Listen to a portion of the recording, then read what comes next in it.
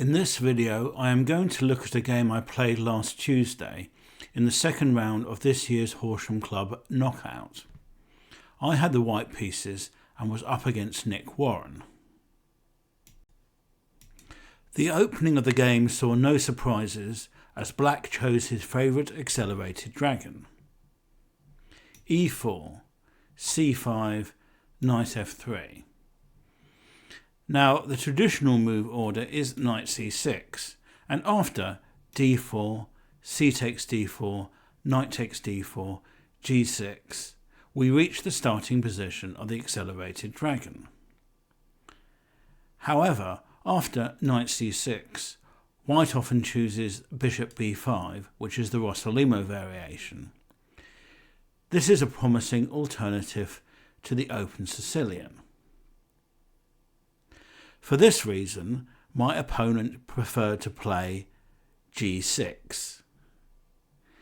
This move order is intended above all to avoid the Rossolimo. Now, in our previous game, I played c3, aiming for a good version of the Alapin, but this time I went for the main line with d4. Play went c takes d4, knight takes d4, knight c6, c4. We now have the Maroczy bind, the critical test of the accelerated dragon. Black now has to decide on the approach he wants to adopt against it. Knight f6, knight c3, knight takes d4. Black decides on the early exchange on d4, which forces white to recapture with the queen. The idea is, after a subsequent bishop g7 and castles, to generate the threat of a discovered attack on the queen. Play went queen takes d4, d6, bishop e2, bishop g7, bishop e3, castles. Black is now threatening knight g4, so white must move the queen. Now, queen d2 is one possibility, but this leaves white exposed to knight takes e4 tactics under certain circumstances. For instance, play might go a5, castles, a4, bishop d4, queen a5, and now f4 would be a mistake because black can play knight takes e4, knight takes e4, queen takes d2, knight takes d2, bishop takes d4 check, winning material. Another possibility would be queen d3, but this leaves white vulnerable to black breaking with a6 and b5. For instance, a6, castles, bishop d7, f3, b5, c takes b5, a takes b5, knight takes b5, bishop takes b5, queen takes b5, rook b8, and black will regain the pawn on b2.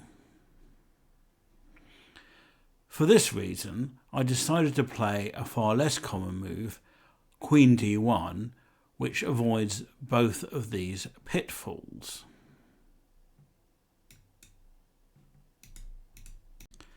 Black decided on a quick attack against the c-pawn with queen a5, castles, bishop e6.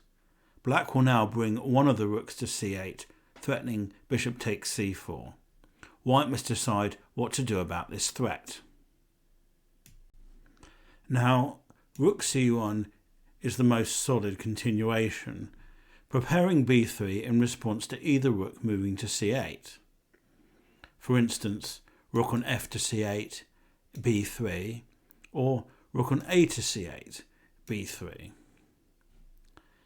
a6, intending b5, is perhaps black's best attempt to generate counterplay. Instead, I decided on f4. This was played with the game continuation in mind, but is rather committal and risky. Now black must decide which rook to place on c8. Rook on a to c8 looks best, as in the game the rook on a8 is out of play.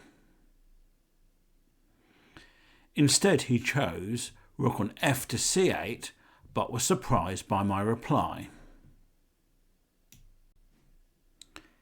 c5. White sacrifices a pawn to neutralise the pressure on c4, allowing f5 to force back the black bishop on e6. d takes c5, f5. This was white's intention beginning with f4, but objectively a change of direction might have been better.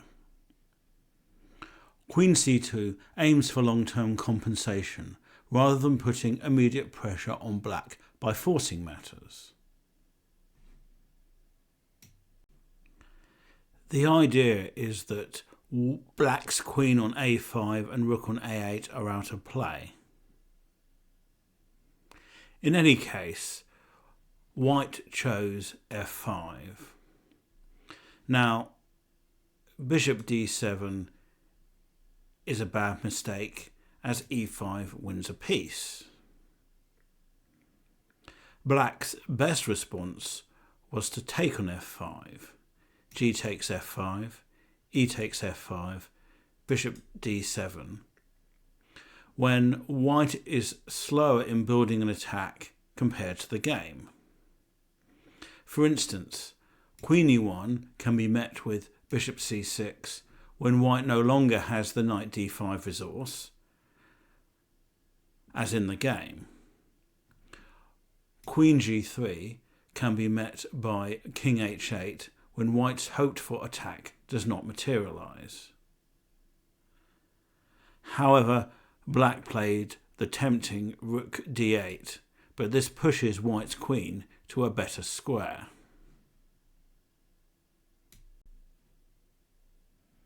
Now, white considered the queen sacrifice, f takes e6, but it looked rather murky. For instance, rook takes d1, e takes f7 check, king takes f7, rook on a takes d1, king g8, e5, knight e8, rook d7. White has obvious compensation, but things are far from clear. Instead, he preferred the more straightforward queen e1. Now, g takes f5, e takes f5, bishop d7 is again best, when white has to find knight d5. The point is that after queen takes e1, knight takes e7 check, king f8, rook on a takes e1, white's knight on e7 cannot be taken, as king takes e7 leads to a quick mate after bishop takes c5 check, king e8, bishop b5 check, knight e4, rook takes e4 check, bishop e5, rook takes e5 mate. However, after rook e8, black seems to have sufficient counterplay.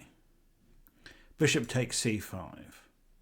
Now, rook takes e7, g4, h6, h4, rook c8, bishop takes e7 check, king takes e7, g5, h takes g5, h takes g5 leads to a slight advantage for white, so black should prefer knight e4.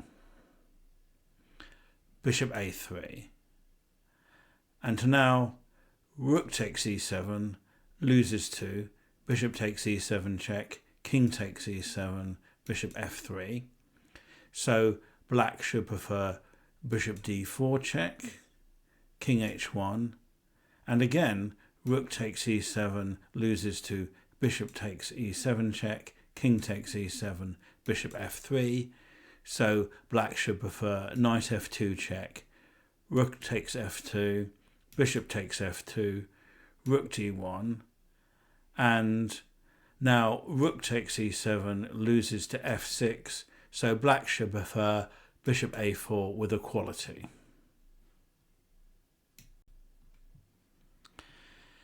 Instead, black played the weak move bishop c8. This allows white's pawns to advance in the centre with decisive effect. e5, knight d5. This allows white a simple win of material.